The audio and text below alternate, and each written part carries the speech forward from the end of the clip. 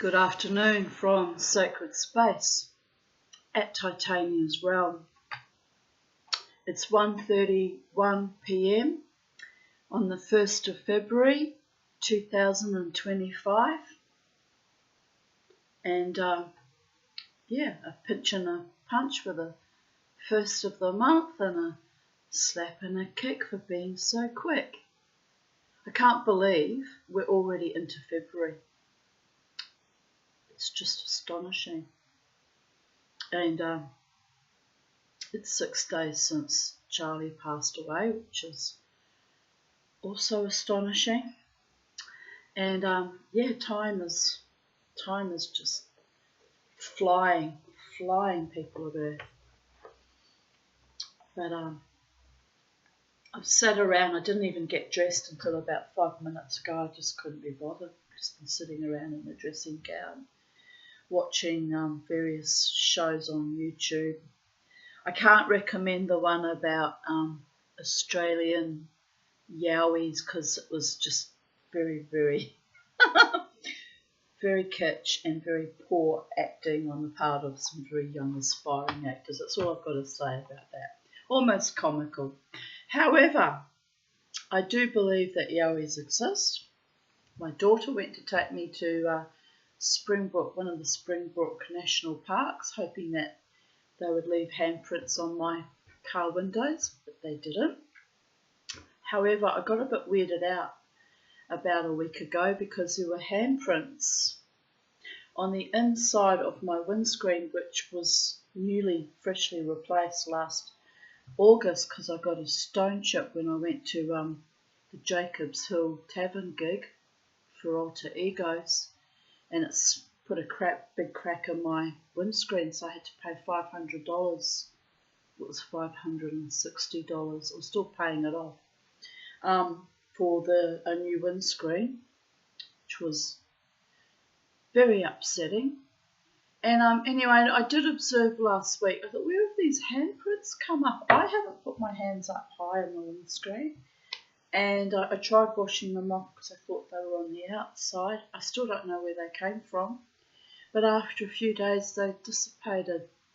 So I've decided it was Yowies or fairies because, you can't explain something and they're not there anymore. It's fairies, isn't it?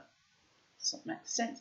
And they were definite handprints too, smaller than my hand, but not small, but yeah, I've got quite long fingers and big feet because all my family on my Philip's side, on my father's side, were very tall. And I think I was supposed to be taller, but all the complex trauma during my early childhood, I think, stunted my growth. That's my story and I'm sticking to it. But no, in all seriousness, I think it really did stunt my growth. Anyway, I'm okay being a short, fat hobbit. I can change the thing about being fat, but can't change my height, unfortunately. But some people find me gorgeous and delightful, even though I'm small. Well, that's another story I'm telling myself. But, you've got to make yourself feel good, otherwise life's untenable, people. Just untenable. So on the subject of life being untenable, we'll continue on with the Great Australian Ghost Stories written by Richard Davis.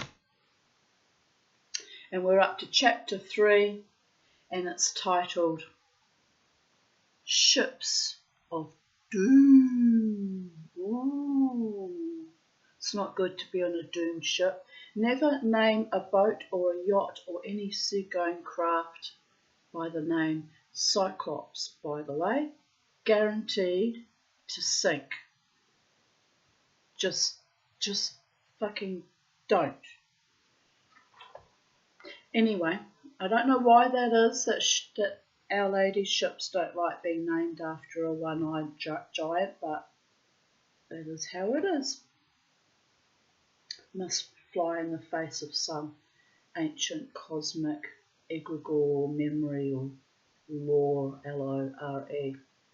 Anyway, ships of doom. Let us begin. I looked upon the rotting sea and drew my eyes away. I looked upon the rotting deck, and there the dead men lay. The rhyme of the ancient mariner, Samuel Taylor Coleridge.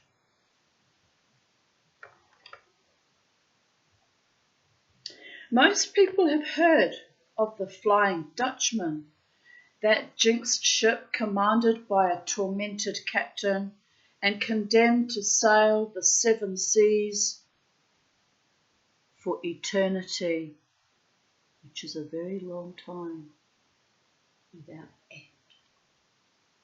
Just say. The Flying Dutchman is said to pop up unexpectedly to this day, and the lurid appearance of its blood-red sails and its phantom crew are said to be enough to scare the wits out of any seafarer. The sea is a mysterious mistress. I'm going to commune with her tomorrow before the gig that I'm going to, again at Jacob's Well. I'm going to have, my intention is going to go and have a swim in the ocean and clean out all my meridians of all the things that try to attach to me when I'm grieving someone, something close to me. In this case, my beautiful bird Charlie.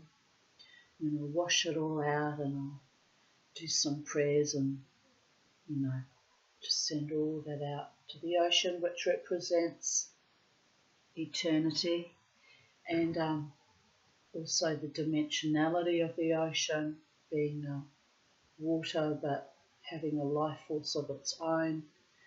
Sometimes it's a portal. And anyway, my family was seafaring folk on both sides of the ancestral lines. Well, the Phillips lines, a lot of them were farmers and carriers and labourers and agricultural type people, but on my Petula line, on my biological grandfather's line, he was a ship's carpenter. My grandfather, Alfred Abraham Phillips, he wasn't a seaman by profession, but he loved the sea. My father loved the sea, my mother loved the sea. My de facto stepfather, Cornelis van der Graft, constantly went to sea and cruises, and so could probably, play up with multiple women because he was a bit of a dead shit like that. But he was drawn constantly to the ocean, and I love the sea. My half sister loves the sea. Ironically, my eldest daughter prefers mountains, which is unusual because most of our bloodlines prefer the sea. But she's not opposed to going to the sea, but she prefers just to stomp around and hike through mountains. Each to their own, Her ancestors on her Jewish line were very likely partisans and used to having to hide in the forest, so it calls to her spirit more than the ocean does. And I get it. Ancestral trauma, it's handed down in the DNA. And what else could I say? Yeah, anyway, I'm looking forward to going to the sea. I really am. I hope the weather's okay. It's very windy today here in Brisbane, Australia. I hope I don't get sabotaged by inclement weather. So, odd. Anyway, even if I don't have a swim, it'll still be therapeutic for me to just wade through the ocean and cast out my prayers to Tangaroa or King Neptune or Poseidon or however you want to call that, those, gods of the ocean, of the oceanic depths. So, yes, I'm looking forward to it. Might even take some little offerings to offer their folk keep them appeased as well. And I've got some little broken coral beads and some little pearls that I drilled wrongly and aren't good for anything else. So they'll make perfect little offerings, little voodoo offerings to the spirits of the sea and the air. Yes, I need to do that. Have a bit of a good purification and a cleansing. There's been a lot of loss in the last 10 years, or actually longer than that, 15 years. I lost Bella Rosa and a Pomeranian 2012, I think it was, and from her death onwards it was just bang, bang, bang, a pet on average every 1 to 2 years. 17 months between Beauregard and Charlie's death. So, not fucking good. I barely come up for air and I start to feel brighter and at peace and happy with life, and then I get slammed with another death. It's awful beyond words. But I'm okay. Soldiering on as per normal. So let us continue with the story. Go on my mad little mama tea segues. Equally well known is the Mary Celeste, the archetypical ghost ship which was discovered sailing placidly along in the middle of the Atlantic Ocean in 1872, without a living soul aboard. Those kind of things make me wonder if the living crew were abducted actually by aliens or entered some other dimension somehow. Sometimes there's cases where there's still food and everything on the tables if it just freshly happened, and it's just astonishing. I mean, I guess it could be pirates kidnapping the entire crew as well, but they tend to kill people, so it's odd. There's some very odd things that have happened at sea, people of Earth. Very odd, including the tale of the kraken, the giant sea monster, sea squid, sea octopus. Is it a squid or an octopus? I'm not sure, but it's so enormous that it was known to pull ships down to their doom too and sink them. I do believe in those. They've been scientifically proven out. They've been discovered in deep sea that there are such things as very, very large squids. So it's just a matter of how large they get and how often the likelihood of one tearing the ship down to the oceanic depths. But in the old days, the sailing ships didn't have motors that they could get away from things, I suppose. I guess it hasn't happened in modern times that a giant squid's tried to pull a ship down. But not completely out of the realms of possibility, given that they've actually found them. So, odd, another oddity.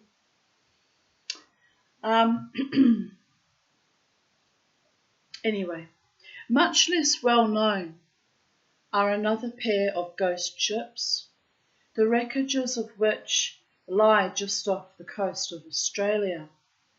Like the Flying Dutchman and the Mary Celeste, the first of these, the SS Yongala, appeared to a group of startled watchers sailing the waters where it had met its doom a decade earlier.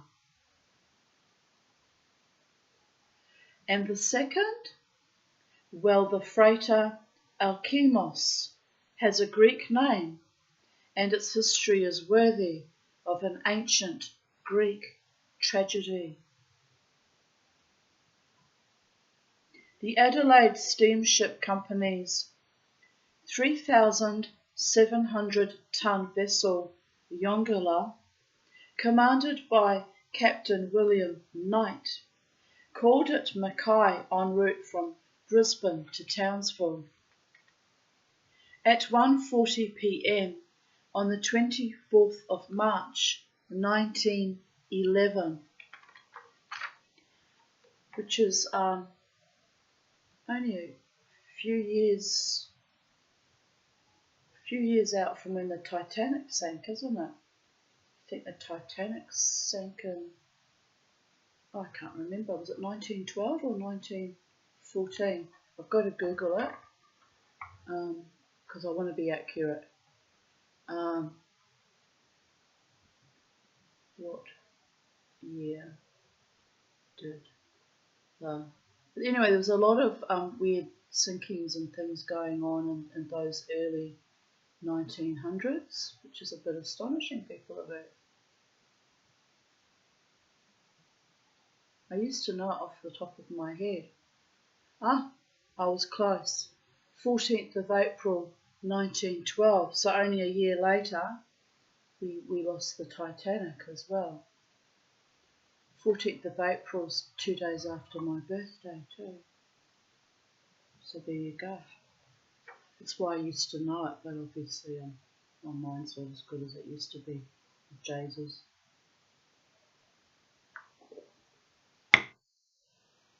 Anyway, a year earlier, a year and a month or so earlier, on the 24th of March 1911, it steamed out of Mackay Harbour with 48 passengers, a crew of 72, and a thoroughbred racehorse named Moonshine on board. Oh, poor horse. Well, the poor people too, but horses are usually tied up, so they've got no means of escape. It's awful. Minutes later, the harbour master at Mackay received a report that a fierce tropical cyclone was bearing down on the coast, directly in the path of the Yongala. Without radio, it was impossible to warn the ship. At 6:30 that evening, but didn't they have Morse code in those days? I guess you need a radio for Morse code. Yes. You need some kind of wireless setup. Anyway, at 6:30, my mind. At 6:30 that evening, the Yongala was sighted battling mountainous seas and gale-force winds at the northern end of the Whitsunday Passage.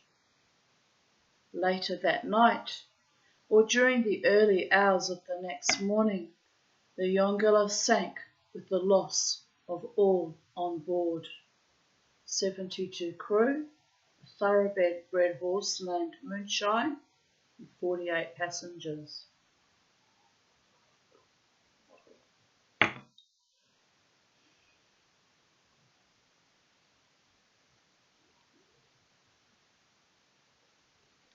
Mailbags and wreckage, including the body of the racehorse, so she must have not been tied up, or he, came ashore south of Townsville, but the wreck was not located and identified until 1958.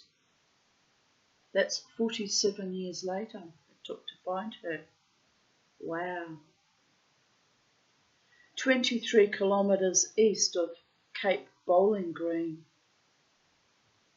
In 1981, the Yongala was declared an historic wreck under the Commonwealth Shipwrecks Act, and so the official file closed on one of Queensland's worst shipping disasters. But long before then, the ill-fated Yongala had entered the ghost lore of the sea. In 1923, a party of local fishermen from Bowen were trying their luck in a small boat off tiny Holborn Island, near the main shipping channel the Yongala would have used, when a large ship hove into view from the south. The fishermen had seen the ship before. and they all recognised her. It was the Yongala, steaming steadily by in the bright sunshine, 12 years after her sinking. Well, souls on board want to be remembered. Simple.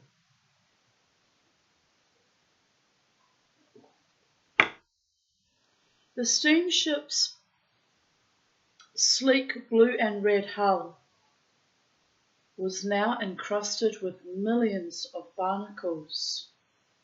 The white-painted superstructure was rusted and draped with seaweed, and the ship's once proud funnel was twisted and stoved in.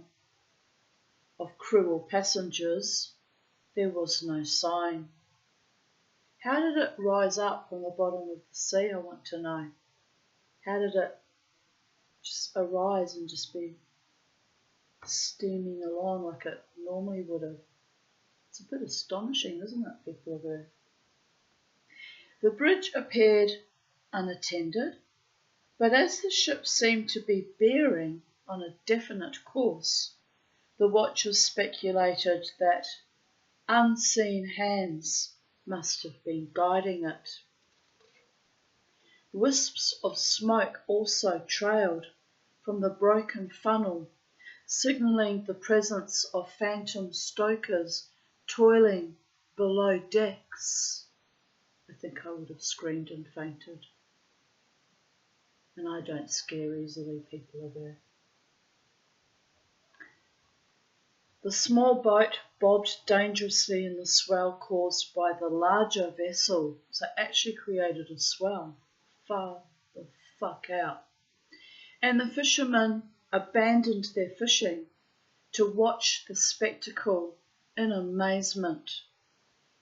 Any doubts that it was a phantom ship they were observing were dispelled when the Yongala disappeared behind the southern tip of Holborn Island, then failed to reappear at the northern end. The fishermen raised anchor and sailed around the island, but could find no trace of any other vessel. The phantom ship had vanished as mysteriously as it had appeared.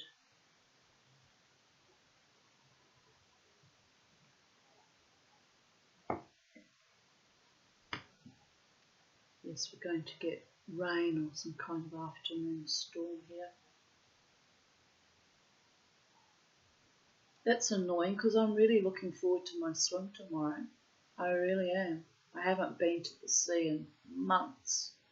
My friend Lynn was going to take me a few weeks ago, but a storm came and we just ended up driving around the area and going to Tanya's Cafe, which is near my dead former mother's houses nearby, and we did a little drive-by there, and it was all very interesting because I didn't get triggered this time, which was good. But I didn't actually get to the sea. That was the whole point of that exercise. So, tomorrow, and if not tomorrow, soon.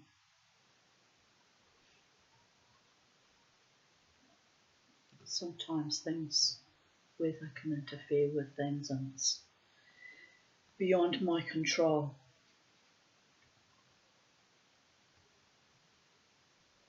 Until the discovery of the wreck of the Yongala 90 kilometres further north in 1958, many believed the ghost ship had appeared to the fishermen to indicate that it lay off Holborn Island.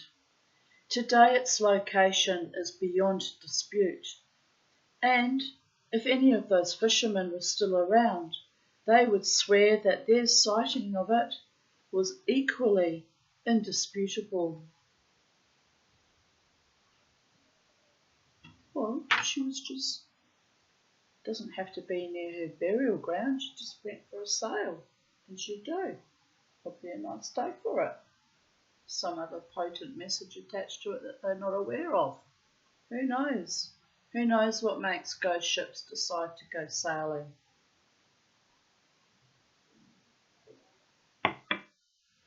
Some shift in the matrix, or some glitch in the hologram, or some interdimensional, portal opening and then closing. I mean, who knows? How does one explain these things with our limited human understanding? It doesn't have to make sense, it just is. It just is, people of Earth.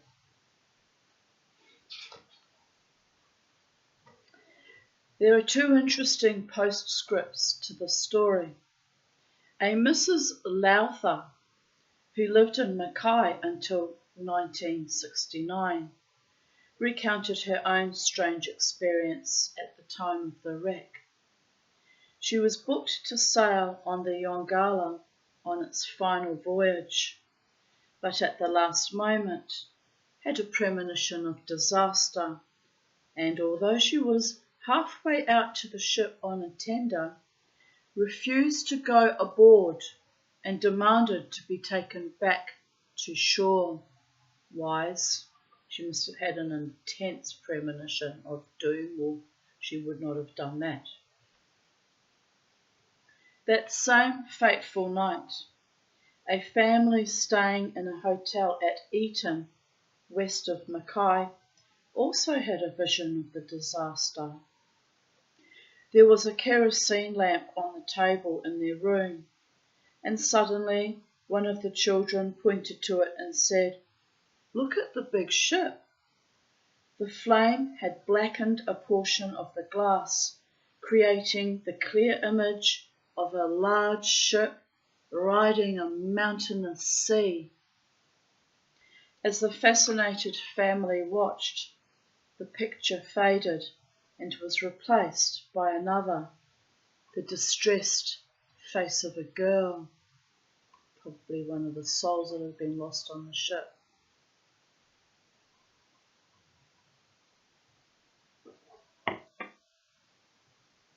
The next day, news of the Yongala's disappearance broke, and while the father was walking down a Mackay street, he saw a poster for a touring theatrical company with the face of the young girl on it.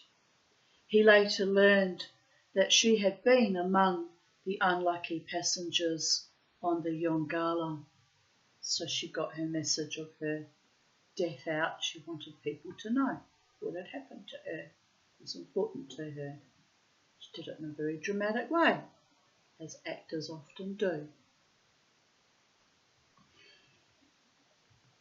Prior to its sinking, the SS Yongala had a long and proud history, but not so the ship that started life as the George M. Shriver and ended up as the Alkimos. Any sailor will tell you some ships are jinxed, destined to an inglorious history of mishap and tragedy from the day they are launched. The George M. Shriver was such a ship. Built in the Kaiser shipyards in Baltimore in 1943, the 7,300-ton oil-powered freighter was one of the thousands hastily assembled in American shipyards and called Liberty ships, which ran the gauntlet of German U-boats in the Atlantic and carried much-needed supplies to war-torn Britain. He's written worn-torn Britain, but I think he means war-torn. I corrected it anyway, because I'm like that. Well, it is what it is. The Kaiser shipyard prided itself on the speed with which it assembled hulls. 10 days was the average. The George M. Shriver took 6 weeks.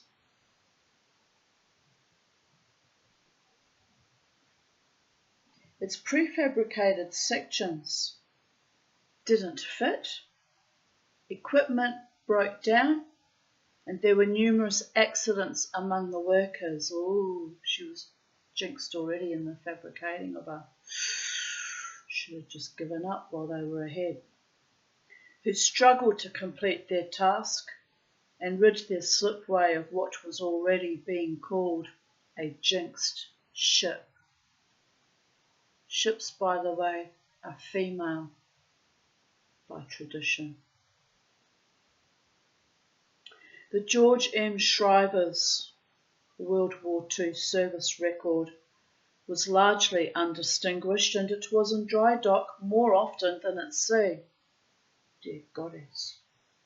In 1943, the ship was sold to a Norwegian company and given a new name, Viggo Hunstein. But if it was hoped the change of name would bring a change of luck, that hope was never realised, because it's actually unlucky to change a ship's name also. Damned if you do and damned if you don't. In the years after the war, when it passed into private hands, the ship was involved in all sorts of mishaps and needed constant repairs. In 1961, for example, it collided with another vessel in Bristol Harbour and was out of service for 11 months while its bow and its superstructure were rebuilt. After that, the Norwegian owners decided they had had enough of the costly ship and sold it to a Greek company who renamed it Alkimos, the name it carries, to this day.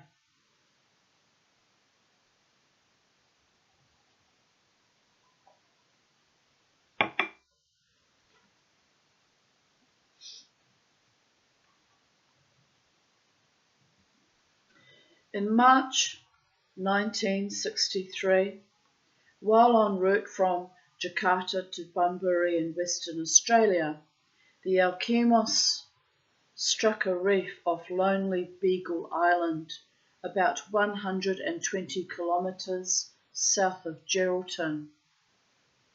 Local crayfishermen circled the stricken ship and reported its predicament to the maritime authorities in Perth, but inexplicably, the commander of the Alkimos, Captain Kasotakis, did not request assistance for 3 days.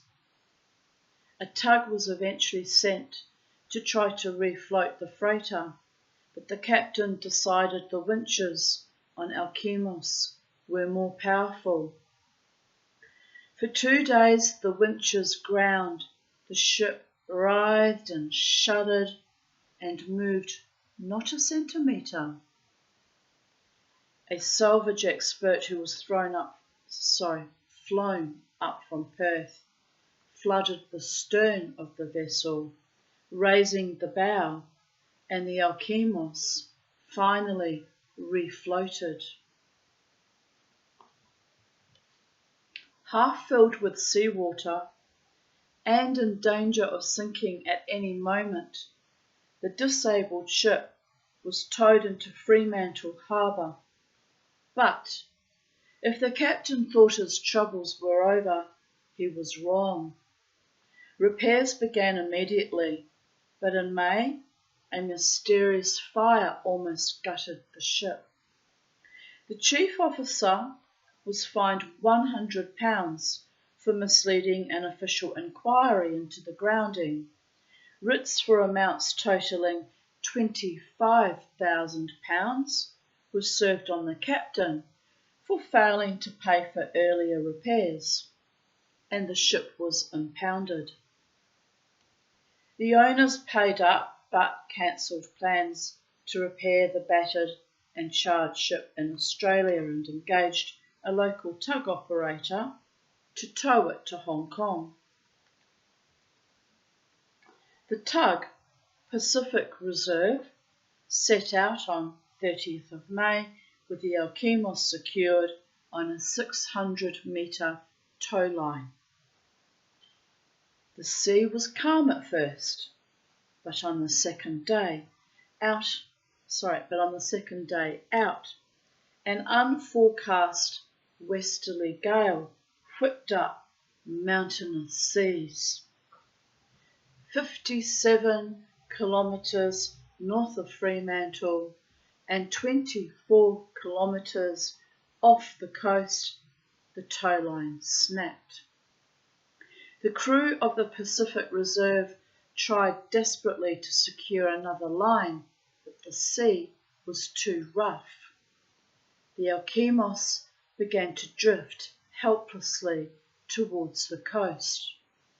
For the second time in 3 months, the ill-fated freighter ploughed into treacherous reefs, and the boiling surf impaled it on Eglinton rocks. Several attempts to salvage the vessel were made, but all ended in failure, and the Alkimos's jinx touched every one of them.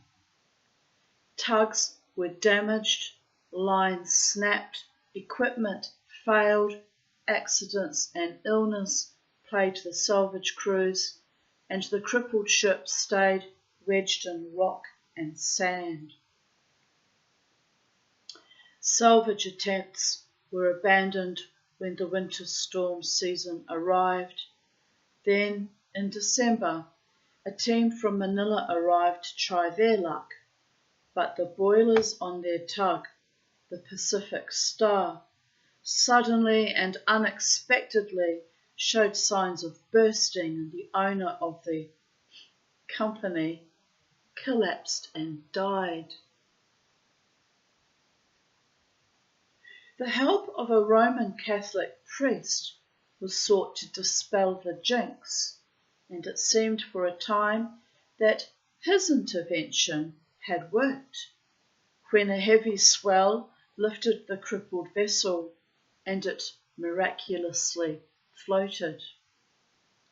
The Pacific Star, with its boilers repaired, took the Alkimos in tow, but a couple of kilometres from Eglinton Rocks, another vessel pulled alongside, arrested the tug's captain for unpaid debts in Manila, and impounded his boat.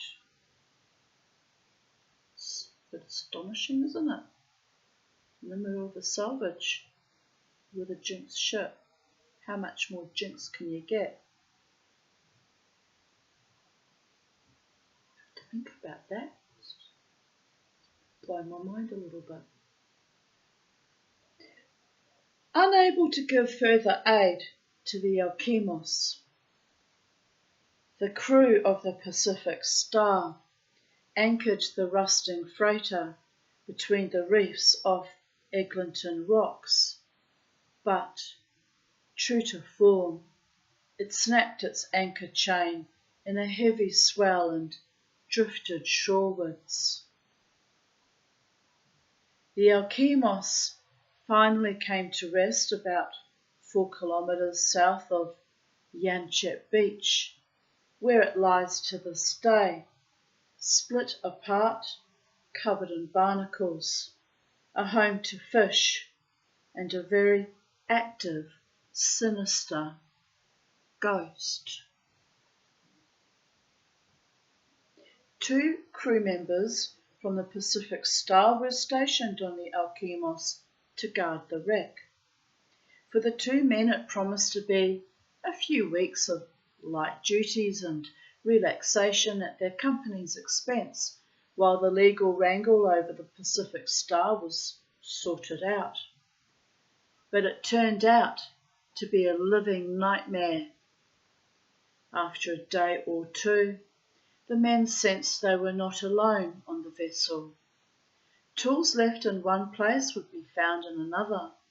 A heavy hose they tried to move suddenly felt lighter, as though another pair of hands was sharing the load. Kind, but it would freak you out, wouldn't it? Strange smells of food cooking came wafting up from the disused galley, and the sounds of pots and pans banging could be heard. But when they went to investigate, the smells and sounds were gone. Finally, on a hot evening, when the two men were on deck trying to catch the slight breeze that rose at sunset, they saw their fellow passenger, a giant of a man dressed in an oilskin coat and a sou'wester, who strode across the main deck, then straight through a closed steel door. The two Filipinos were replaced by other caretakers, all of whom had stories to tell about their encounters with the ghost. One pair claimed that it came charging towards them in a narrow gangway one day, and that they felt the power of its baleful stare as it thrust them aside, knocking one unconscious. Another of the Filipino caretakers claimed that the ghost threw a kettle of boiling water at him. Well, that's just not nice, is it? He should stick to helping with heavy hoses.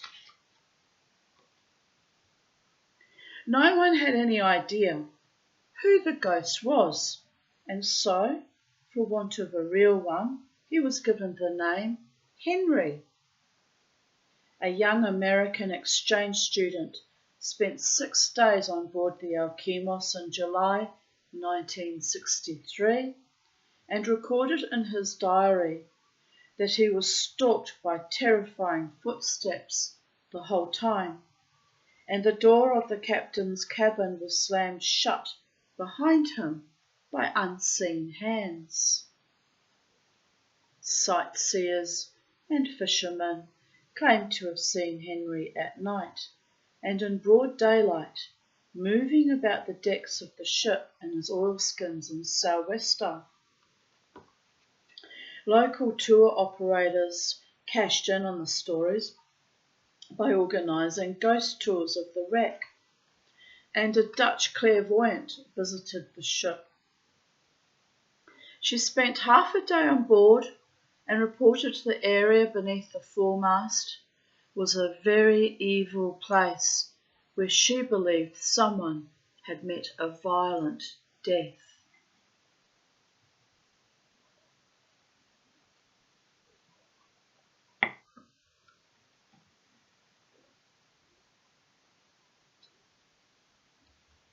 A local identity, the late Jack Sue, OAM, highly decorated by the US and Australian governments for his work with Z-Force behind enemy lines during World War II,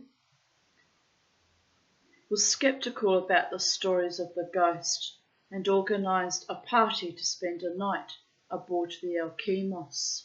I wonder if he knew my friend Joe Harris. He was in the Z-Forces too during World War II. I asked him once, I said, "What did you do in the Z-Force?" He said, "I was the artillery man." He said, "I didn't do any actual combat. It was my job to make sure all the artillery was, like a storeman's, stored and ready for action." And he said, "Otherwise I probably wouldn't have survived." My friend Joe was very, very tiny, short person like me, but a wonderful man, wonderful, kind soul, always laughing and telling funny little jokes. And his wife, Catherine, was similar, sunny personality to him. Her maiden name was Phillips, which was my maiden name, but she was of the Jewish Phillipses. But yeah, just delightful, and I miss them to this day. But yeah, it just made me remember them because he was in the Z-Forces too. He said, "I knew how to keep my head down and out of mischief, Tanya." I'm sure he played it down. I'm sure because he did have he was also given an award for surviving the war, so he must have had a little bit more to do than he would let on. Sometimes veterans are like that; they play it down. But anyway, he was just a gorgeous person, absolutely. Wherever you are, Joe, still love you. I met them, that couple, in my Jewish temple when I was converting when I was 17. I started going there when I was 17. And at Temple Sinai in Ghuznee Street in Wellington. Oh, they were just gorgeous. They were so kind to me. And my mother, my German mother, that whole temple welcomed my German mother. It was only when I came to Brisbane here that they had the chutzpah to accuse me and my mother of being Nazis. Just beyond fucking awful. But in New Zealand we were included and welcomed, and I was so loved as a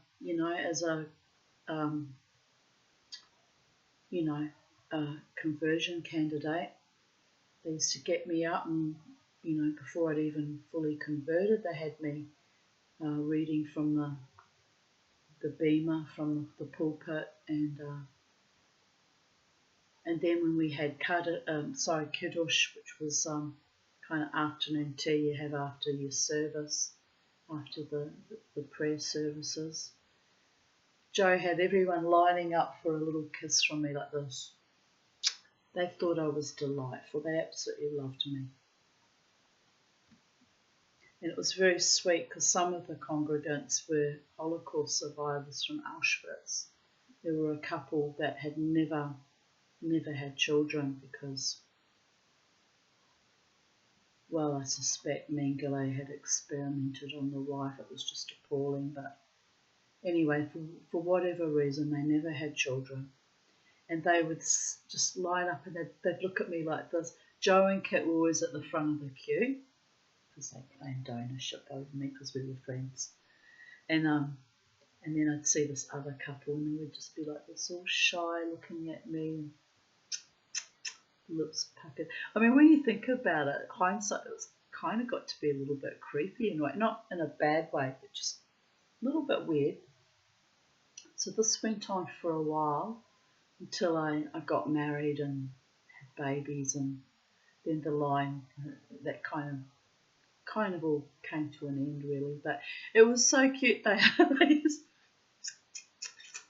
had no children and grandchildren to look forward to, and they thought I was delightful. And it's a happy memory.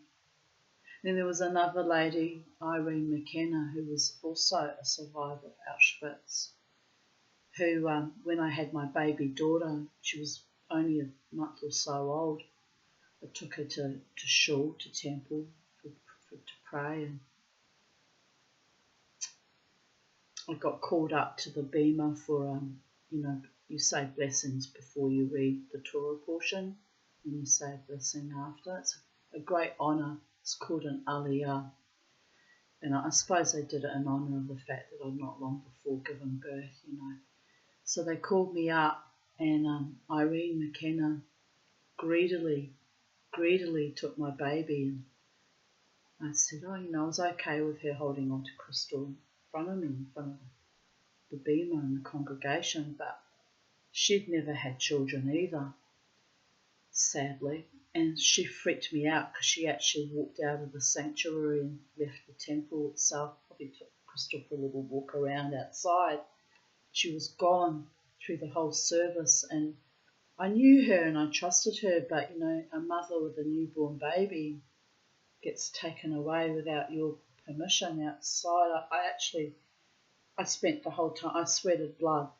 I literally sweated blood. At the end of it, Kit was Catherine's name. We always called her Kit. Took me aside. She said, "You really freaked out, Tanya." She said, "Why were you so afraid?" And I went, just like, I know her, but I don't know her well enough to let her take my baby outside and just go anywhere with her. And then Catherine said, "Oh yeah, I get it, But she said, "I've never seen you. Your face went all different colours and you were sweating." And I said, "It was very frightening for me. But, nothing against Irene. She was a lovely old lady, lovely old soul, but just something you do without thinking, take someone's baby and just go for a little jaunt. It's like something someone that's never had children would do because they don't see the danger or think of the potential dangers that mothers of newborns instinctively feel. Anyway, we got over that. Like, I didn't yell at her or anything, but I was so relieved when she brought Crystal back and the service was over and I had Crystal back in my arms. I thought, oh my God, anything could have happened, really. Oh, and the other lovely thing was we're still friends on Facebook to this day. Every service, I had this young man. He was a bit older than me, but younger than my husband, because my former husband's nearly 11 years older than me. Well, he is 11 years older than me. But anyway, this was this lovely young man, took a shine to me too, because, I was reasonably attractive when I was a young woman. I was married with my newborn baby, but nearly every Shabbat Sabbath service, he would just appear by my side and look down lovingly at baby Crystal and even would ask to hold her on occasion, which is unusual for a man. Most men aren't that interested in newborn babies, trust me, unless it's their own child. And he would stand beside me. This went on for months and months, because I would go regularly every week, every fortnight. Finally, I said to my then husband, I think you better come to shul, to temple this Saturday morning. Oh, what for? I'm not religious. I was that dull and boring and uneducated and just a fucking oath, my husband. I said, let me put it delicately. I said, I've got a very kind, very sweet, very doting, nice-looking man that stands beside me every Shabbat, and the people in the congregation are starting to wonder if we're in love with each other, which we're not. Well, I didn't have any feelings apart from friendship and a fondness towards him because he was a lovely friend to me, that man. And I said, it's not looking kosher, him standing beside me every Saturday morning. People think he's Crystal's father, and it's your job to act like a husband and a father, not his. So I wish I'd kept my mouth shut, and I wish I'd run off with that lovely man, because he was a good husband and a father, around me, far better than the one I was actually married to. But I had all this sense of loyalty and propriety and honour and decency, and it didn't occur to me to think the gods are showing me this wonderful man who genuinely shows me respect and genuine care and wants to be around myself and my baby daughter. Anyway, we're still friends on Facebook, that man and I, but we don't interact, but we just keep little tabs on each other, via Facebook. He probably reads all my mad writings and thinks, thank God I dodged that bullet, am I right? But anyway, I haven't forgotten how sweet he was as a young man, how he used to stand beside me with real pride. He would stand beside me. People would come, is this your husband? Naturally assuming so, because he was so proud and happy to be standing with me and my little baby girl. Lovely man he is. Lovely man. And, yes. So there you have it. The dead shit I was married to, he made him look very, very small indeed, just by being a decent, honouring man. Anyway, I take particular note to this day when a man is proud and happy to be in my presence. It means a lot to me. It shows genuine friendship and genuine care and genuine respect and honour and sweetness. It's a rare thing. Anyway, makes me want to cry sometimes when I look back on my life, how awful it really was, but you know, I thought I was being respectable and doing the religious Jewish kosher thing. Should have just kicked it all to the curb and run amok a lot earlier than I did, by the gods. Anyway, we'll continue with the story.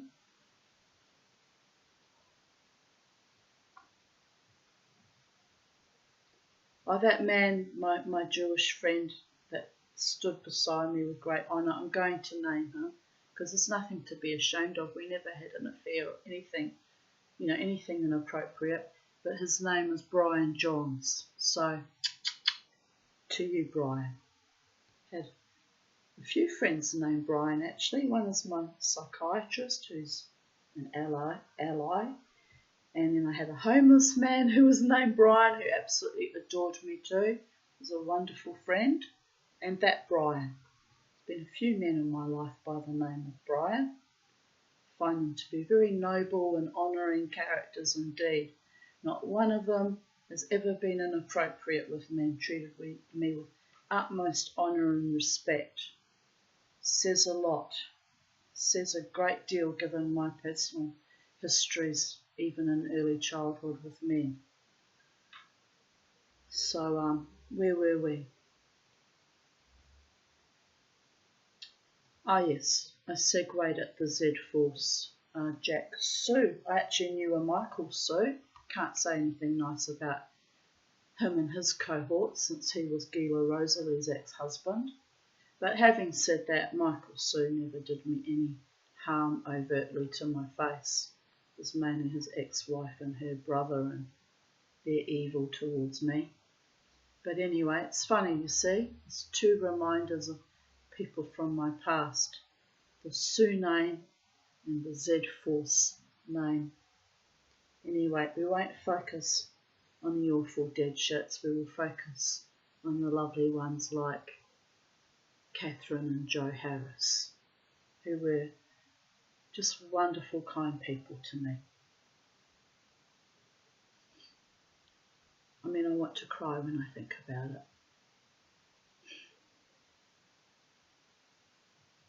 Anyway, he was sceptical, this Jack Sue OAM, about the stories of the ghost and organised a party to spend a night aboard the Alkimos.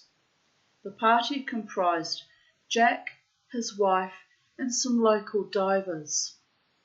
Jack's scepticism was shattered when he heard footsteps, sneezing and coughing coming from a deserted section of the ship, and one of the divers felt something brush past him.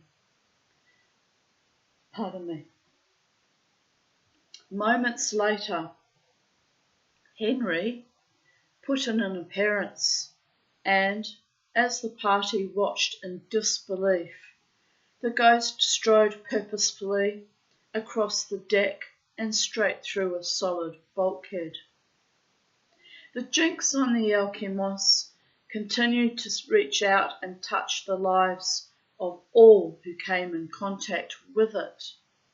The pregnant wife of one caretaker slipped and fell on board and lost her baby. Oh, that's tragic. Two business partners, John Franetovich and Bob Hugel, bought the wreck for scrap, but bad luck dogged them from that day. A tanker they owned collided with another ship and had to be scuttled, and Hugel, who until then had enjoyed perfect health, suddenly became seriously ill. Swimmers near the wreck were caught in currents that had not been there moments before. Visitors to the wreck suffered injuries, and motor vessels sailing near the wreck experienced engine troubles. Jack Sue became seriously ill soon after spending the night on the Alkimos, and his wife died tragically in a car accident. One of the divers died suddenly, and the fiancé of another was killed in a plane crash. The skull of a long-distance swimmer who had gone missing while trying to swim from the mainland to Rottnest Island was found in the hull of the Alkimos and identified by dental records. How on earth did that get there? Freaky shit, isn't it? One morning, observers noticed smoke coming from the funnel of the hulk. It looked, they said, as though the old ship was preparing to sail away under its own power. 2 newspaper reporters went on board to investigate and found that drums of tar stored in the ship had mysteriously ignited. This was just one of 6 unexplained fires on board. Another party determined to lay the stories of the ghost set out to spend a weekend on the wreck. Their Land Rover broke down, the motor on their boat would not start, and when they finally put to sea, a single huge wave that seemed to come from nowhere swamped their boat and soaked their expensive photographic equipment. Despite calm waters around the wreck, the party's boat would not stay alongside. A line was tied securely to the Alkimos, but mysteriously came undone.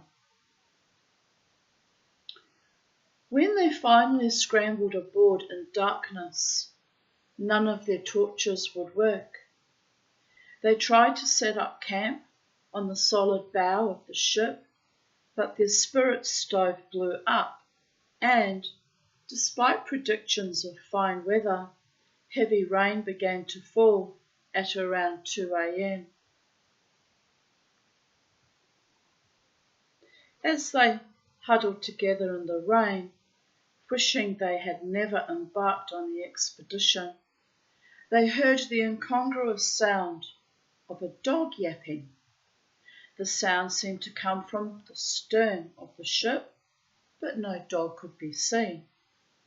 Despite being stressed out by their recent experiences, concerned that an animal might be trapped or injured on the wreck set them searching, but each time they approached the source of the sound, it retreated.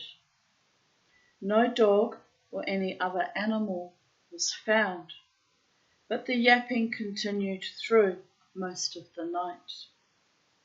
Strangely, the captain's logbook recorded this mysterious yapping of a dog in the engine room and other parts of the ship when the Alkimos was en route across the Atlantic during World War II, a quarter of a century before.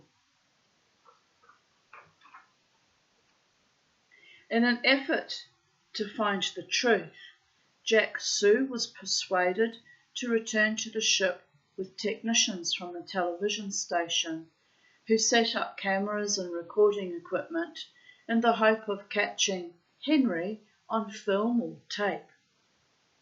Jack dossed down on an old steel bunk in one of the disused cabins, but was awakened during the night by strange noises.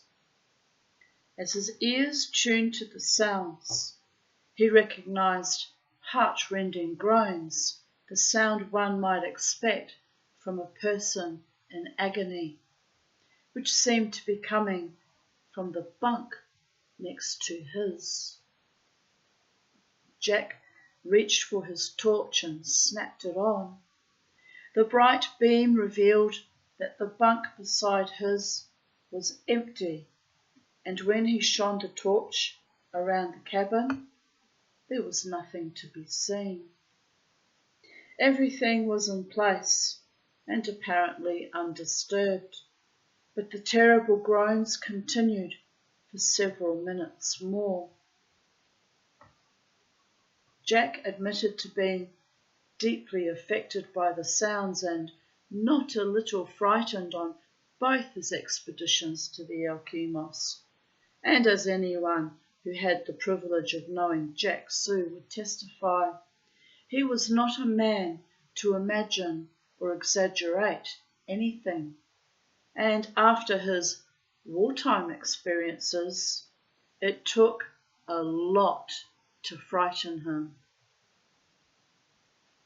One of the technicians who went with Jack reported catching a brief glimpse of a strange dark figure that disappeared into the salty night air.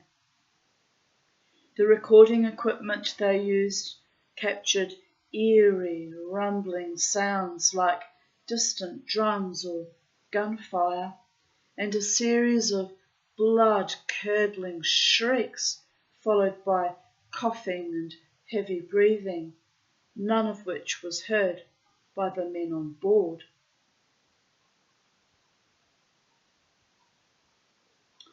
Around 1991, in a heavy sea, the bow of the Alkimos broke off, and the twisted and torn wreck slowly began to disintegrate, disappearing from sight in recent years. To this day, people stare out across the sea to where the two jagged halves of the hulk once towered above the water, recalling its grim history. Fishermen circle round the spot, swapping stories, and divers occasionally explore what remains on the seafloor in the hope of catching a glimpse of Henry.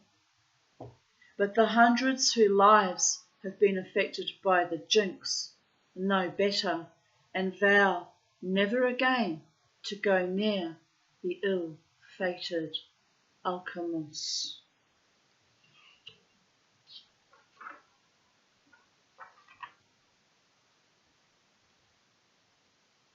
We'll do another chapter, chapter 4.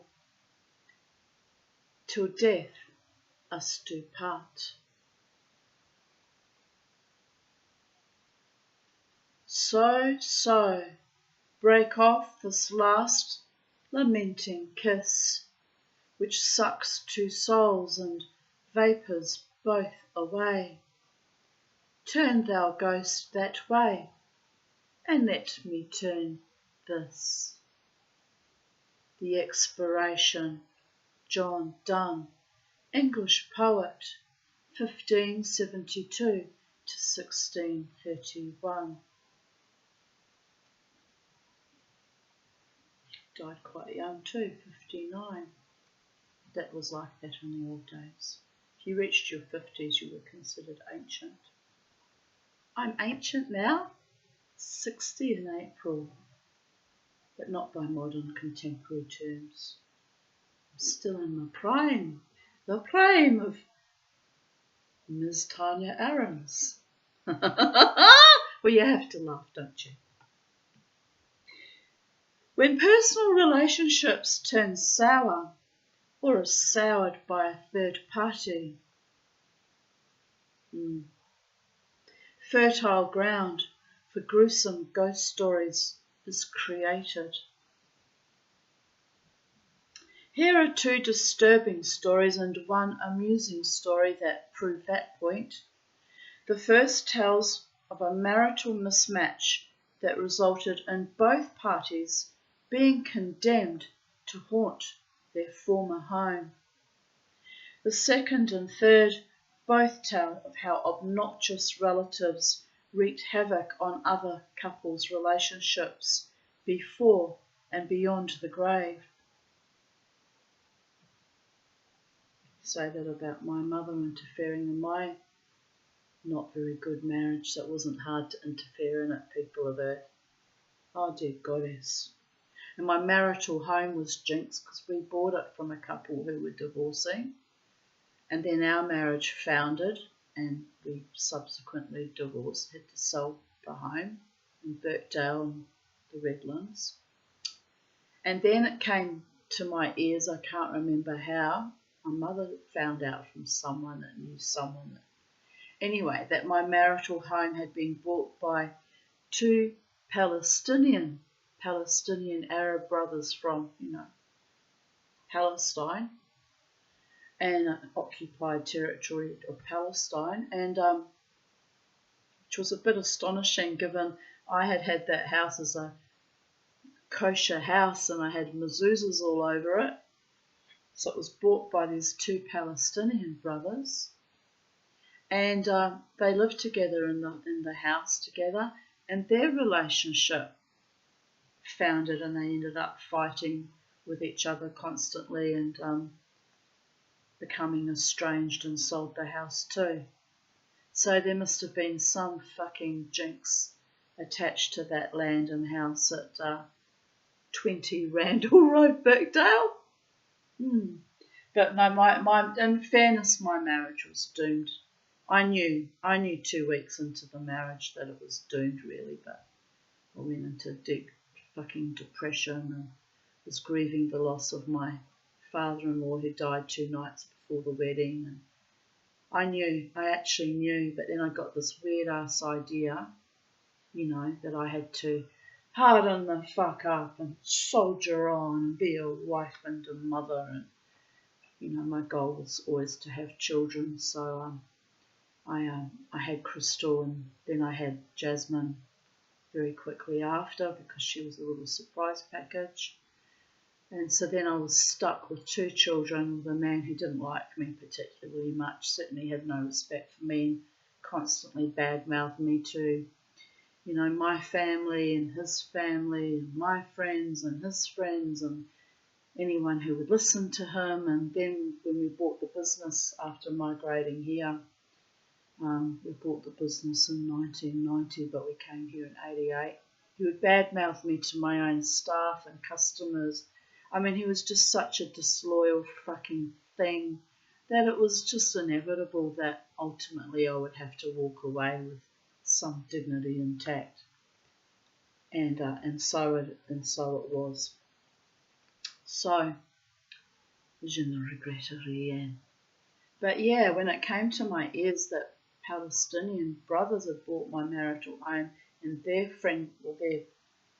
fraternal brotherly relationship had also gone awry, I thought there's something really negative about that house. Although while I lived there, I didn't have any, wasn't aware of anything evil per se, but evil is as evil does. It sometimes gets you in very subtle ways. So this house I live in here, I've been dogged by many, many, many pet deaths. So it's a worry, people of Earth. It's a worry. Well, I guess I'm the last resident of sacred space here, so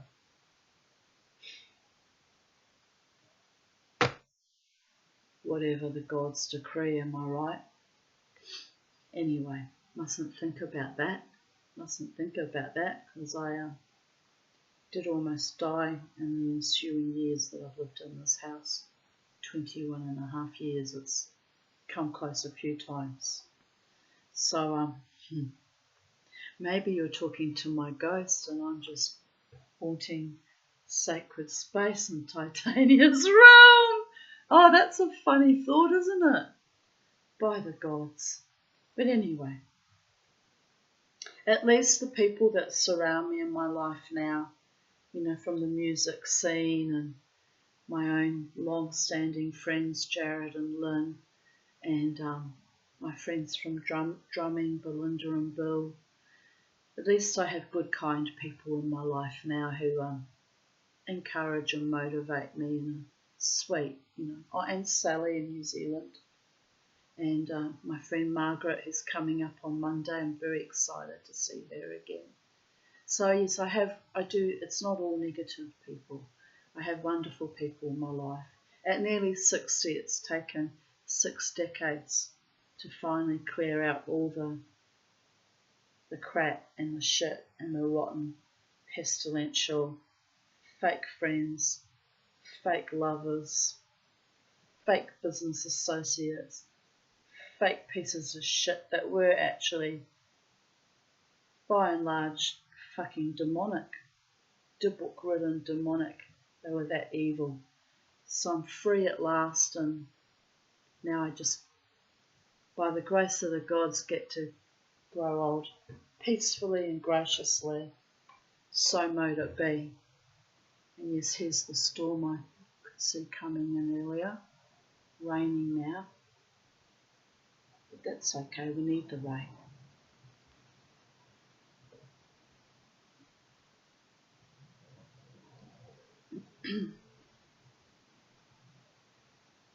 All three stories have something else in common. They all originate from one of Australia's great wine growing regions, which is kind of interesting because a lot of Germans went to grow wine, so they all have that Teutonic, Viking, Germanic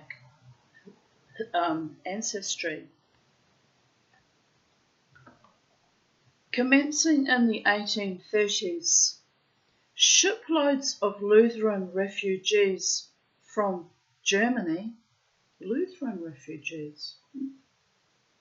I was raised Lutheran by my German mother until I converted to Judaism when I started it at 17, but I completed it when I was 19 years of age, and very soon after, only weeks after, got married and was a reform, liberal, progressive Jew for the next 30 odd years till I got sick of the abuse that was happening in my community here in Brisbane and walked away.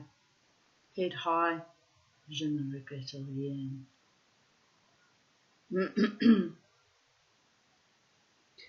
But where were we?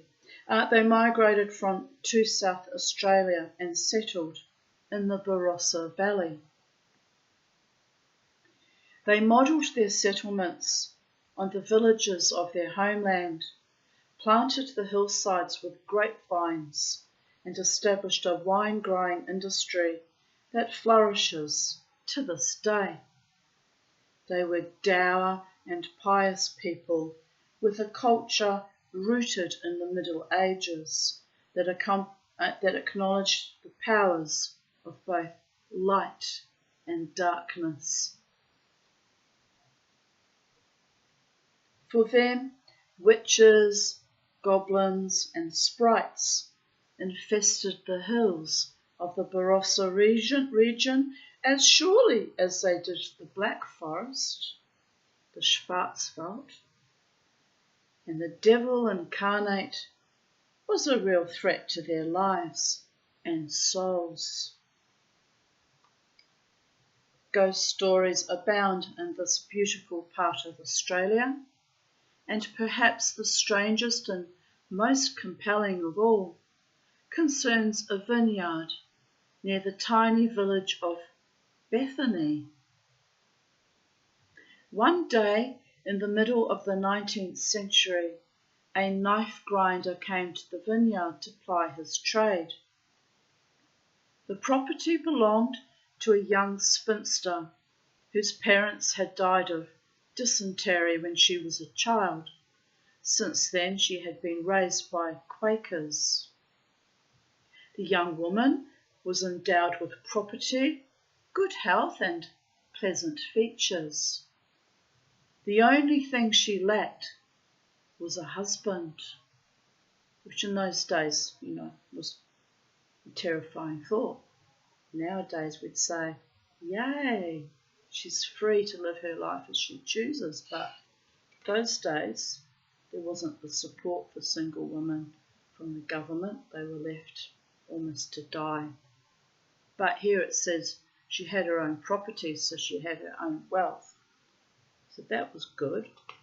But anyway, being young, I suppose she longed to have a husband because it's normal to want a partner, have babies and have a life with them. The knife grinder was a personable young man, more than content to pass the time of day with the young woman. especially when he learned that she was the sole owner of the neat cottage, all the livestock and the flourishing vineyard that stretched as far as the eye could see. A match was made. The spinster became a bride, and the knife grinder became a prosperous farmer. Soon after their marriage, the husband discovered a side to his wife's character he had not reckoned on. Some nights she would disappear from their cottage without explanation. When she returned the next morning, no amount of cajoling or threatening would make her reveal where she had been. At first he thought she was being unfaithful to him with another man in the village, but then strange rumours began to reach his ears.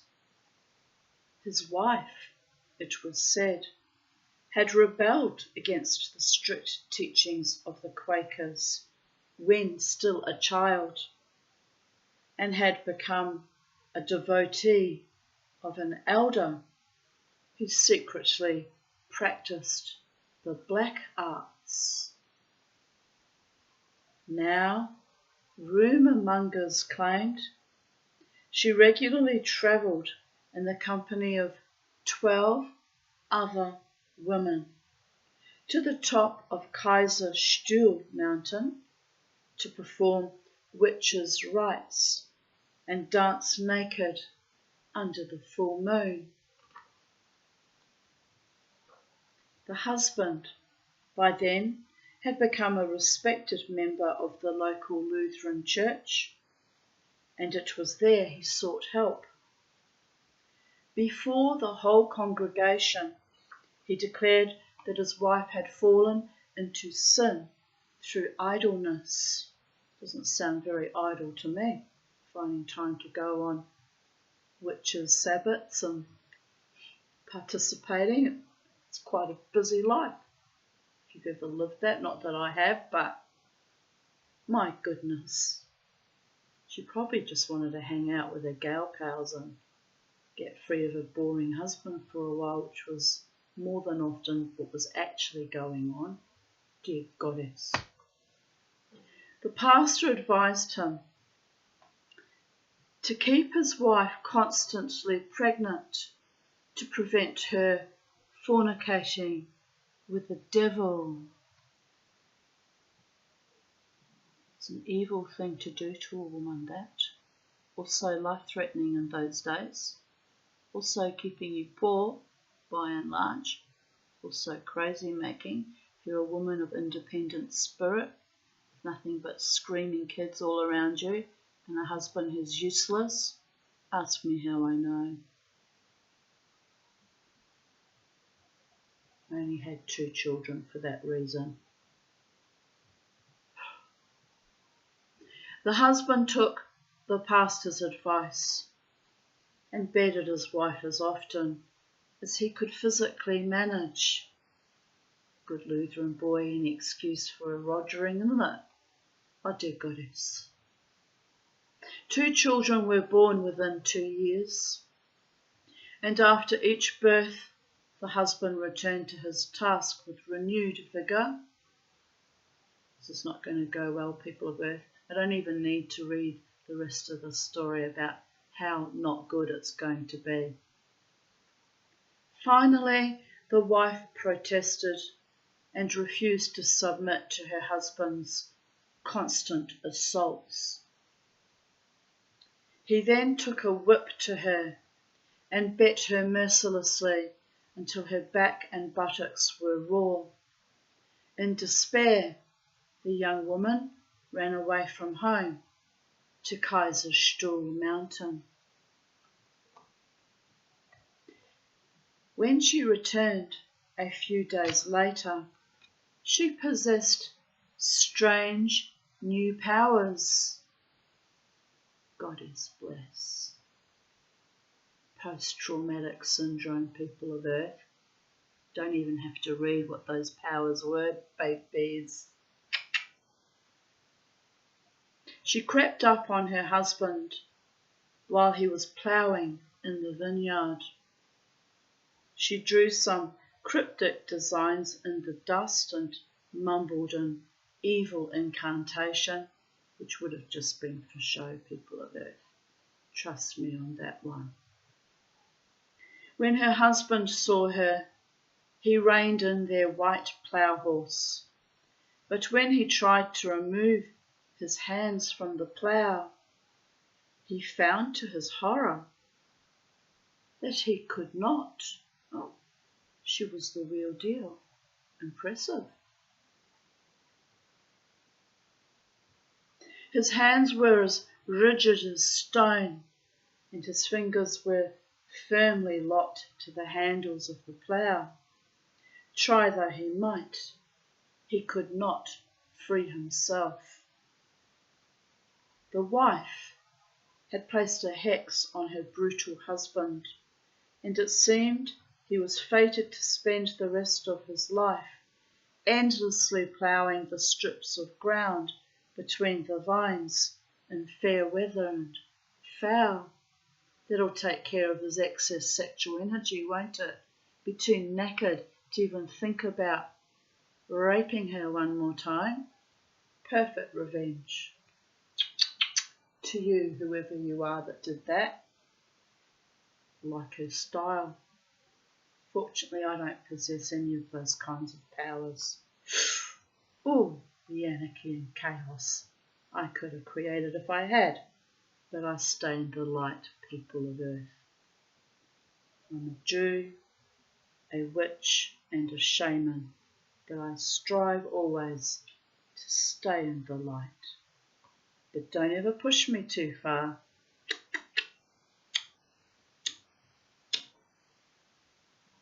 Like the repeat pattern of people coming to me in the club, and I'm sure they're sent by someone. It's some sort of fucking game they're playing. Starting to grind my gears, actually.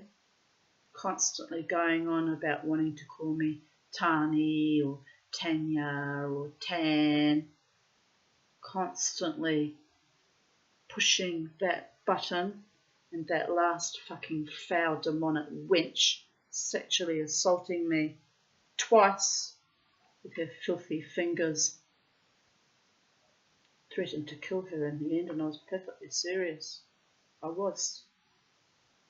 But anyway, no harm, no foul. She got the message and kept her fingers to herself, and that I finished out that night having a lovely night. But I'm trying to work out who it is that watches my YouTube videos. One of you out there, my former friends or enemies, keeps sending these creeps to try and violate me or push my buttons about my name. What's in a name? I'll call out your name. Your name is Legion, babies. Know exactly who some of you are too. So don't sit too smug watching my videos. I'm far, far more powerful than you ever gave me credit for. But I will do it from the light.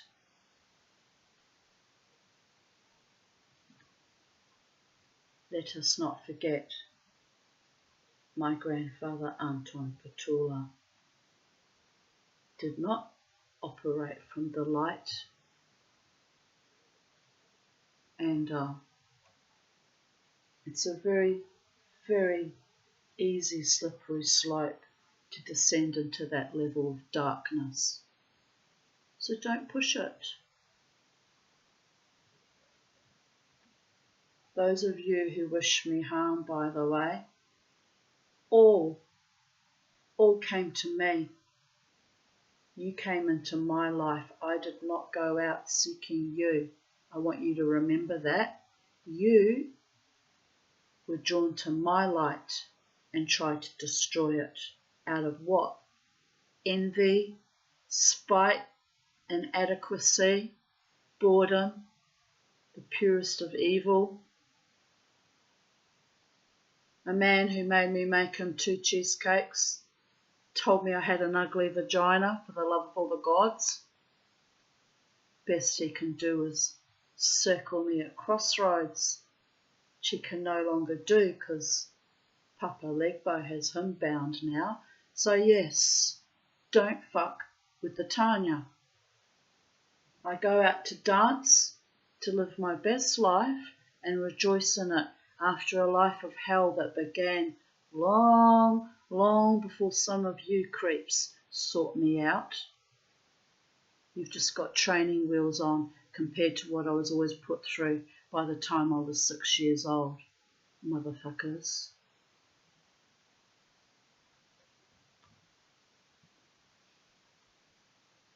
I've survived all of you,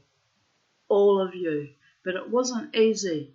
I had a lot of support from good, kind people, from my psychiatrist, from earth angels, and from shamans that fought you magically and spiritually too, some of whom are still my friends.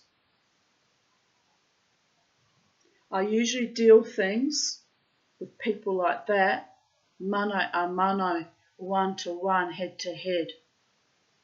But don't make me bring in my friends.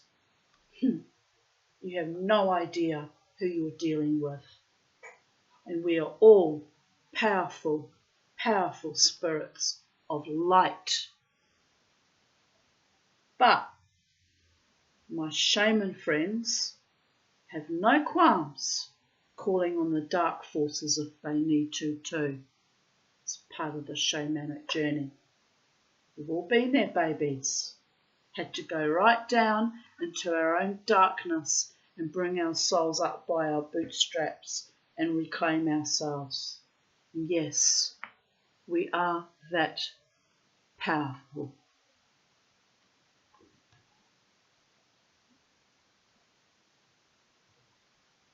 So if you don't have good intentions towards me, stop watching my videos. Stop interacting in any way, form or manner. You have the power of the off switch and you are not welcome here at Sacred Space.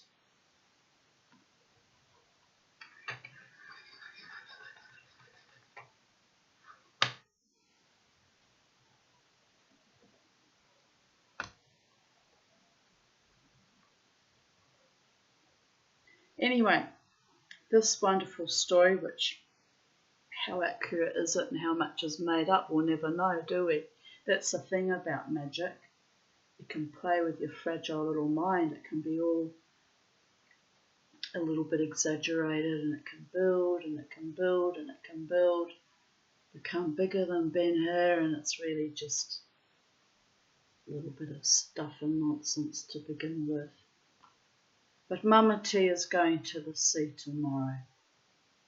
And when Mama T goes to the sea, all those who do not have my highest good will be sloughed the fuck off, and your energies return to you, to the power of 10. I have spoken.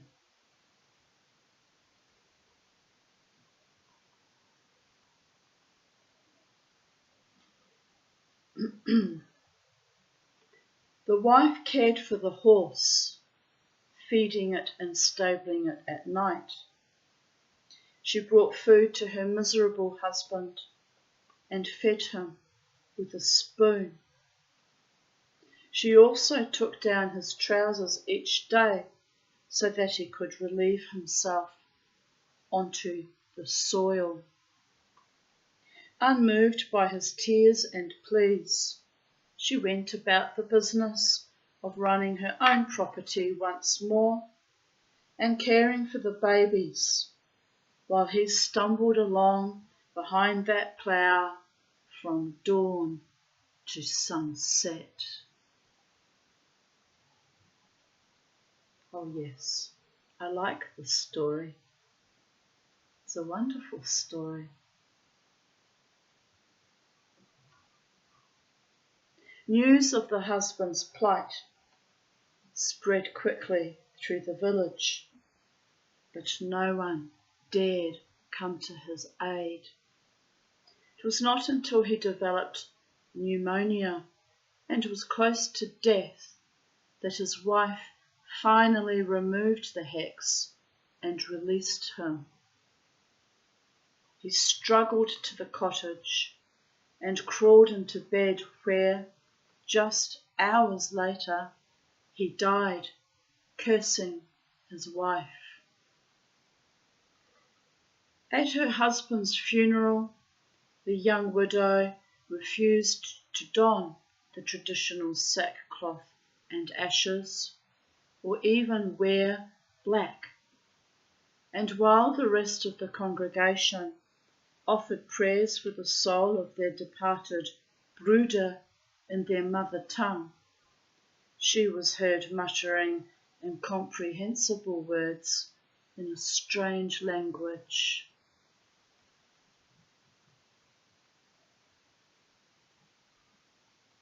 After the funeral, the widow was spat on and reviled by the old women of the village. Some said that, as well as her other sins, she conversed with her cat. Who doesn't converse with their cats? I had wonderful conversations with all my cats when they were alive. They were wonderful, wonderful friends.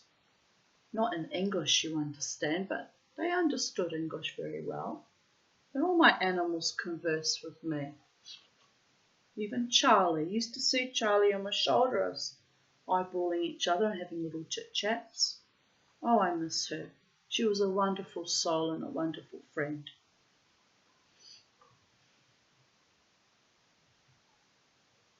She conversed with her cat and grew herbs to concoct magic potions.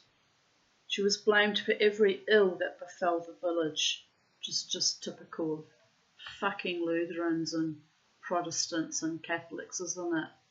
Always blame some woman for all your problems because you haven't got the balls to handle your own shit. Honestly, it's ridiculous.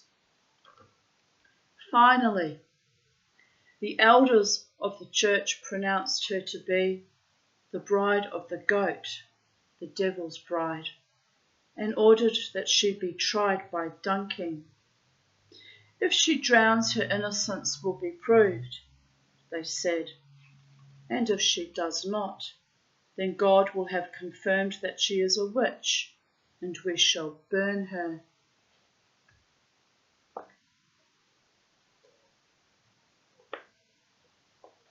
The young woman was dragged, screaming, to the dam near the village.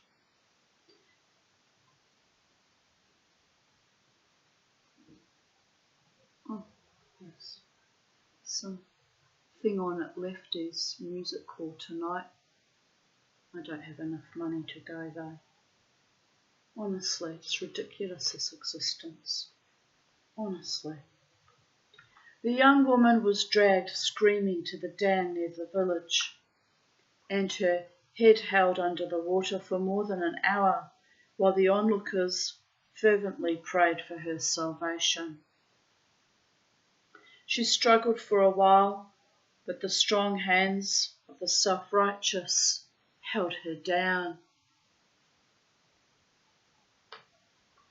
When they lifted her dripping body from the water, smeared with foul-smelling mud and weed, she was dead, and two lifeless eyes stared accusingly at her judges. Her innocence proven, the young woman was treated far better in death than she ever had been in life. It's just ghastly. The villagers gathered flowers from their gardens and the surrounding meadows to carpet the graveyard where her funeral was conducted. The pastor delivered an impassioned eulogy while his flock prayed and wept for her and themselves. It's a bit of a chutzpah after drowning a young woman. I mean, the husband's cramp and paralysis, she could have just given him some kind of herb that causes paralysis. It's not necessarily black magic, people. Although I'd like to know how she did that, because it's a fucking neat trick. Could come in handy one day. Just saying. Not that I'm out to get anyone at the moment, darlings. I'm in love with a wonderful man, and someone attached to him is, I think it's someone attached to him or someone from my past is trying to unhinge me, and it won't work. I document everything, including in these videos. Every little thing is written down or recorded. So it rebounds on you to the power of 10. As the years passed, the villagers tried to put the whole affair out of their minds, but they could not, for the ghost of the young woman returned from the grave to take revenge on all those who had mistreated her. That's my girl. The story goes that the pastor, the church elders, and each of the young woman's accusers were visited in turn by her vengeful ghost, and that all met horrible deaths soon after. True believers claim that the ghosts of the young woman and her husband haunt the district to this very day. Terrified witnesses have reported seeing the young woman dancing naked on her own grave when the moon is full, a wild and ferocious expression on her face, her body still streaked with mud and her hair matted with slimy, russet and black weed. The ghost of her unfortunate husband also appears in the old vineyard that was once theirs.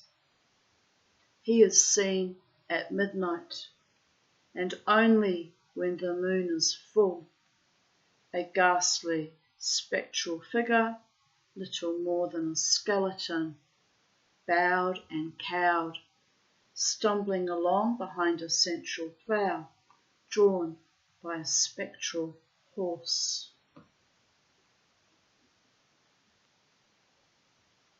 When the story was made public some years ago, the source quoted was a handwritten journal found by descendants of the young couple in a strongbox under the floorboards of the cottage.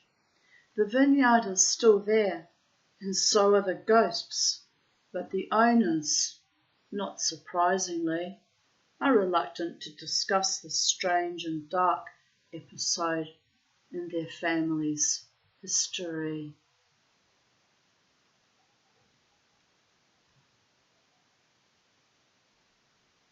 Another ghost, whom locals can, and in this case will, put a name to, haunts an abandoned farmhouse 6 kilometres from Greenock. Travis Klinkvort's story is well known in the district, and very few feel sympathy for his ghost. A widower, Travis owned the farm many years ago and eked out a living growing vegetables, aided by his 2 daughters, Josiah and Esther. Travis was a cold and heartless man who worked his daughters hard and denied them any pleasures. He was also fanatical about protecting their virtue, but overprotection simply increased their curiosity and their desirability to the young men of the district. I suspect he was abusing his own children to that level overprotection is usually done to mask what's going on in the family home. Just saying. They either overprotect or they underprotect and expose their children to all sorts of predation by family, friends or neighbours or teachers or scout groups. Some can go either way on the sliding scale of child sexual abuse. I'm always suspicious of extremely overprotective parents or extremely underprotective parents. As soon as I see that, I know exactly what's very likely going on with at least one child of the family, usually all of them. Josiah, the prettier of the two, invited a youth named Randall to meet her in the potato patch one night. And that early promiscuity is also a sign of child sexual abuse going on. Sad but true. Esther stood guard at a distance while Josiah found out what she had been missing. Travis, suspecting deceit, grabbed his gun and ran to the potato patch. Esther screamed while Josiah and Randall scrambled to their feet and tried to pull on their clothes. Travis fired both barrels of his gun. The lovers were never seen again, but it is said that Travis's potato crop the next year was the richest ever. Travis died a few years later, and Esther went to her grave, a crazed, crippled spinster, still hiding the secret of what had occurred that night.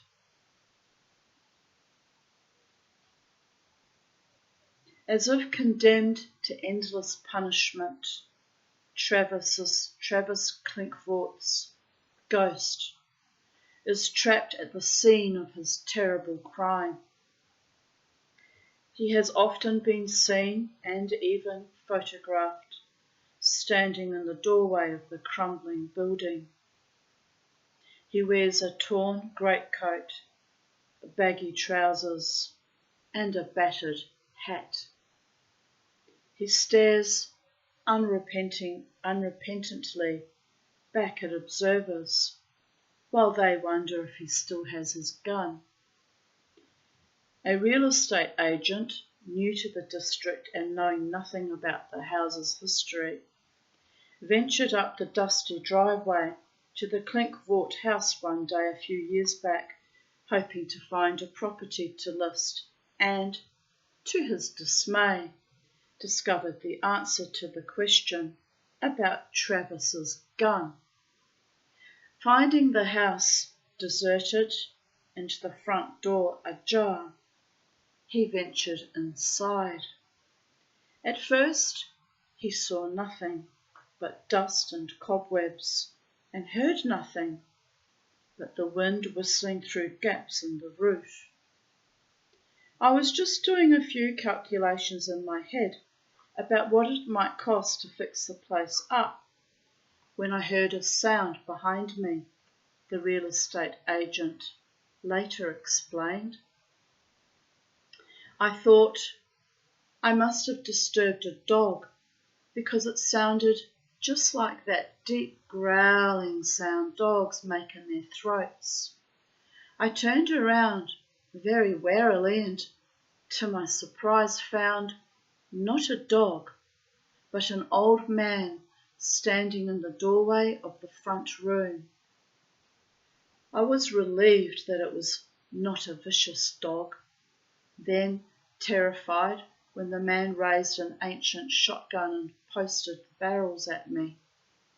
The old man's mouth was closed, and the strange sound, seemed to be coming from inside his body. The sound got louder and louder until it was a deafening roar. And then I saw one crooked, bony finger begin to close around the trigger. I yelled, "Don't shoot!" But it was too late. I saw the gunfire, but heard no explosion, and in that instant the figure and the roaring sound vanished.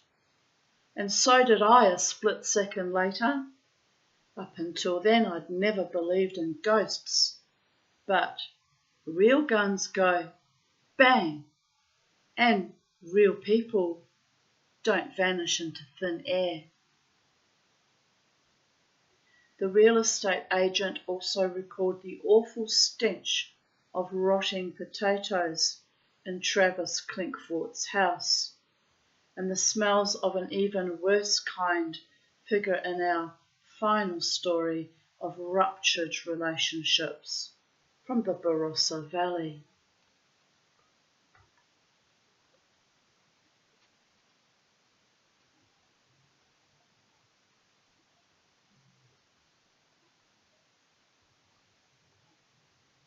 When a 36-year-old shy spinster met a like-endowed bachelor in a cafe near Nuri Utpa, love or desperation brought them together.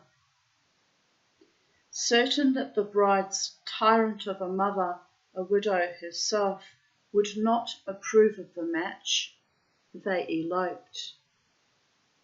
Presently, the mother came round, or appeared to, and invited the couple to share her house.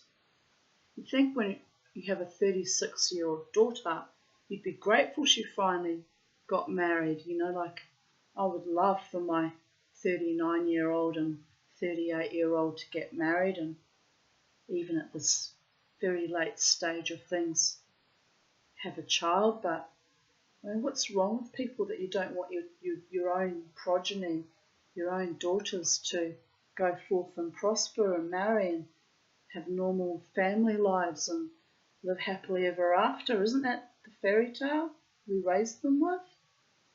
Something evil about a mother that doesn't want that for her own daughters, just saying. Or a father for that matter. It goes against natural law. Eventually, the mother came around, or appeared to, and invited the couple to share her house.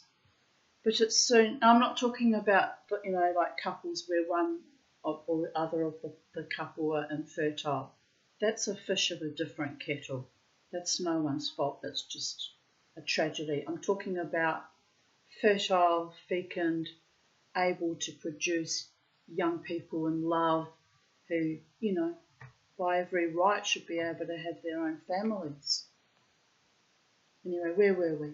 Just needed to clarify that, because there are people, in my life who are childless, and I don't want you to ever think that, I somehow look at you as less than or not worthy or, evil or anything like that. It happens sometimes. Infertility happens. There'll be a lot of infertility in the next 10, 15, 20 years in our society, given what we've all been put through. It's evil beyond measure. And evil that I'm denied my own grandchildren because of that too, given the ages of my daughters and their last small window period to bring forth a child. Let us not even bear to think about that, because it'll grind my gears for the rest of the day.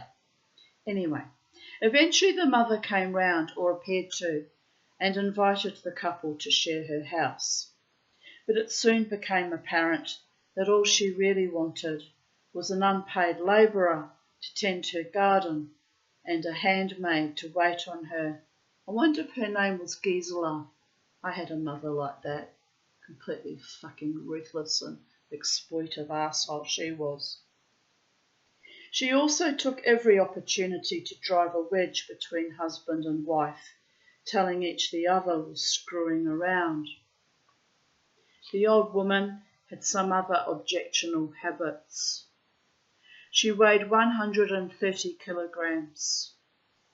130 kilograms? That's a lot, man. And consumed platefuls of spiced sausages, dill cucumber, pickled onions and sauerkraut at every meal. You'd think she'd be slimmer eating that. Here we have it. Dessert comprised dozens of cream cakes that she devoured with glee, cream dripping off her jowls. After these gargantuan feasts, she would repair to the stone dunny in the yard, there to sit and fart thunderously for the best part of an hour. Probably lactose intolerant. Ask me how I know. It's not funny, but I don't eat like that anymore. I did have a phase when I was on Zyprexa when I ate like that, and I blew up to 103 kilos, which was a lot. And then they sent me to a dietitian, and because my doctors naturally were worried about my excessive weight, and he said I had to do a diary of what I ate. I told him what I ate. He looked at me in quite some shock. I said, "What?" He said, "You should be a lot heavier given what you eat. How did you stay at this size?" I said, "I don't know, but I drink a lot of tea." And I go dancing, and he was like, "Wow." He said, "You should technically be 130 kilos. Anyway, the weight came down gradually with time, and I'm getting off all those awful, poisoning, toxic psych meds, which didn't help my mental health at all. And reclaiming my power as a witch and as a Jew and a shaman helped a lot too. Getting off the awful drugs and reclaiming my power and dancing wildly every weekend. I mean, I'm still a big woman. I weighed myself this morning. I'm 91 kilos. I was down to 89, so somehow I've piled back on 2 kilos. Don't know how. I haven't eaten overly much. But meh, I don't care. But I have no intentions of ballooning back out to 103 kilos though. That was pretty bad, people of Earth. But I was very, very unwell at the time too. Mentally, physically, spiritually, emotionally, surrounded by literal demons, showed their true colours over time. It was appalling. Anyway, so here we go, people of Earth. You kind of have to laugh. The repugnant parent insisted the daughter sleep with her. Ooh. So these times were the only opportunity the unhappily married couple had to be alone and to catch up on some of the pleasures they had missed out on in their youth. One night the husband and wife realised that mother had been an unusually long time in the dunny. A dunny means Aussie slang for toilet, by the way. And that they had not heard the results of her labours for some time. Oh, that's just repulsive. It really is.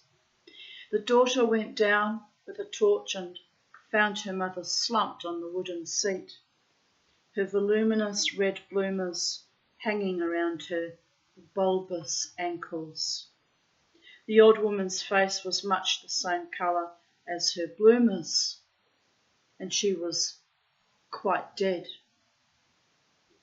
Daughter and son-in-law had a terrible time shifting her. Finally they dragged her out of the dunny and rolled her onto a sheet of corrugated iron. This they dragged under a stout tree branch, then winched the body into a wheelbarrow with a block and tackle. When the doctor arrived, the old woman was lying angelically composed on her bed, and the couple were drooping with exhaustion. 130 fucking kilos. I was terrified of my husband dropping dead on me when he was passing a kidney stone. I didn't bother to call an ambulance because how are they going to get him down the fucking stairs if he passes out? So I called a hospital to send a doctor around instead. And he took one look at him and said, "This is a medical emergency, Mrs. Aarons. You could have killed him, Mrs. Aarons." I actually could have. Not maliciously, you understand, but I was downstairs ironing. Didn't know what was going on with him rolling around the floor moaning. He always fucking moaned. But anyway, it's how I realised that I had no business being in that marriage with that man anymore. He was just repugnant too. Anyway, he survived it, just say. He survived it just fine. But it's not the point though. He was that freaking fat, I didn't know how they were going to drag his body down the stairs if he dropped dead. And, it's a worry. My little cleaning lady, Rati, said to me, "I fear you dying in your bed, Tanya," because she said, "I'll be the one that will find you." I said, "Oh, well, it is what it is, darling. When my time comes, my time comes. If I die in my sleep, I'm okay with that. Had too many people attack and strangle me. 3, and so much vicious. It came up in my memories on Facebook today. All the evil I had with Lana at the casino and all her flying monkeys and former lover and former friends. It's enough to make my blood freeze in my veins. It really is. That was only 10 years ago, by the way. So really it's taken 10 years to heal from all of that. And here I am, Pollyanna, hoping to have a truly loving, loyal, faithful partner and a wonderful life. And I have this dreadful, sick, awful, contaminated, putrescent fear that it might never happen or it might actually be too late. So when you see me out dancing and moshing and jive turkeying my hide, it's my one defiance against all my enemies. It's me living my best life, trying to work with my ancestors that love me and the spirits that surround me so I can calibrate my beautiful life at last. And as I said earlier, grateful for my musician friends who support me in that and do love me, and maybe love's too strong a word, do like and respect me, and we work together as healers and artists to create a beautiful, powerful energy and vibe, not just at the Brooklyn Standard but at other venues. And I'm grateful for you all, my darlings. I'm just worried about what kind of monster keeps coming to try and create problems by triggering me lately in recent months. But if it's a human person or a discarnate spirit doing it, because in truth Charlie hasn't been well for quite some months, but her death coming so suddenly after the recent psychic attacks 2 previous weekends has got me a little bit rattled, to be honest, just a little bit. But in truth, little Charlie had her own little medical conditions going on for quite some time, so we won't get too magical thinking. But by the gods, if I get any more weird encounters in the following weeks, there will be a full-blown exorcism. Everybody look busy.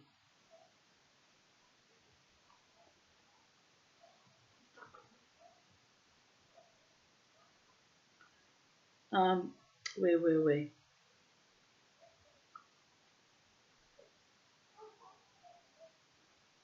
During the old woman's wake,